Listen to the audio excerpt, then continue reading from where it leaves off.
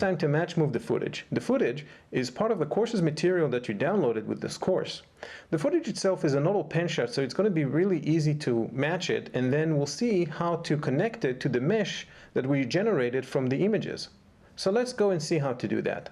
I went ahead and I also brought in the footage that is included in the materials of this course.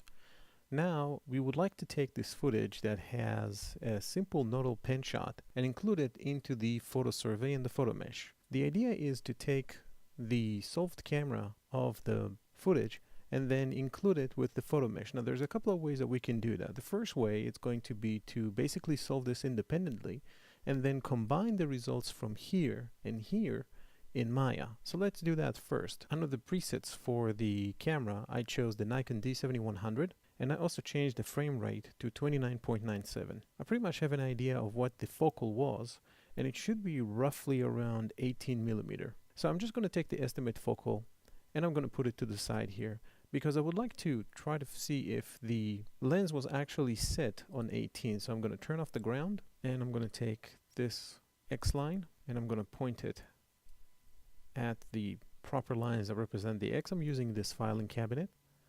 And I can now take the Y, let's turn the X off, and I'm going to take one line here, put it over there. I am aware of the fact that there is lens distortion, but as you can see, the result is 17.91, so we can clearly say that the focal length is set to 18. I'm going to take this, move it to the side, and now under the footage, I'm going to take my auto track, and I'm going to connect it. It's going to be really fast. The failure threshold is going to be about 0.5. The deformation is going to be rotation only, and the camera is on rotate planar consistency.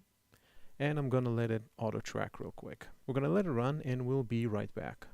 So we have a good amount of trackers. After the auto track, I'm going to add a user track just to add a couple more trackers that were not included in the auto track. The auto track is pretty much consistent, so I didn't see the point of actually cleaning it, but here I'm going to use one track on this warning sticker, and I'm going to track it backward and also forward, and I'm going to create another one.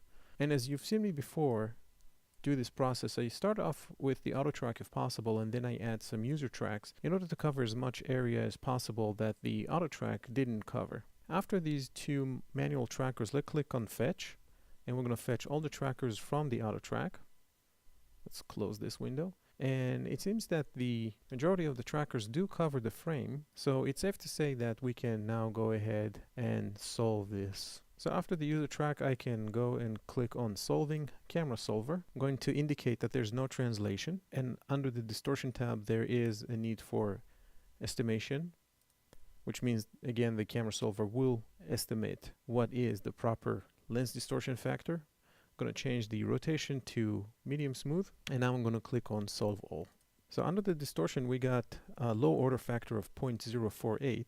And taking a look at the trackers, I see that we have some numbers with high residual. So I'm going to click on residual, and I'm going to scroll down to see where those trackers are hiding. And those trackers that have residual close to 2, I'm probably going to deactivate them from this tracker all the way down, and click on deactivate.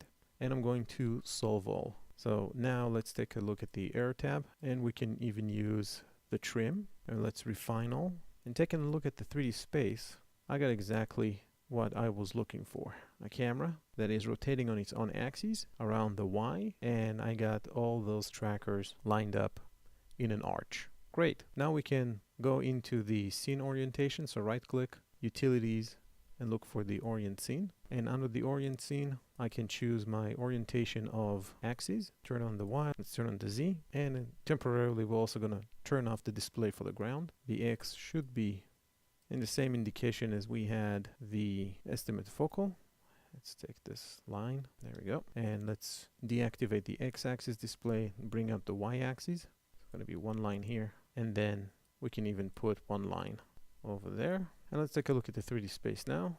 Let's turn off the marquee tool, bring back the ground, and we can take our translate and just shift our scene up a bit. And after the orient scene, we can go into the export, click on the export, and export this into Maya. So we're going to export the camera group as well as the trackers.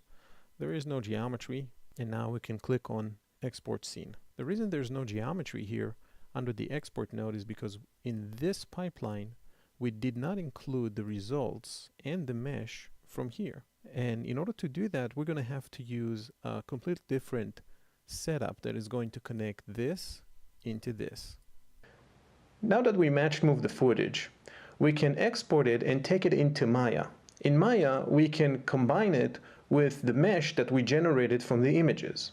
But there's another method to connect the footage to the mesh that we just created, and that's going to be with the Scene Solver node. So let's go to the next video and see how to do that.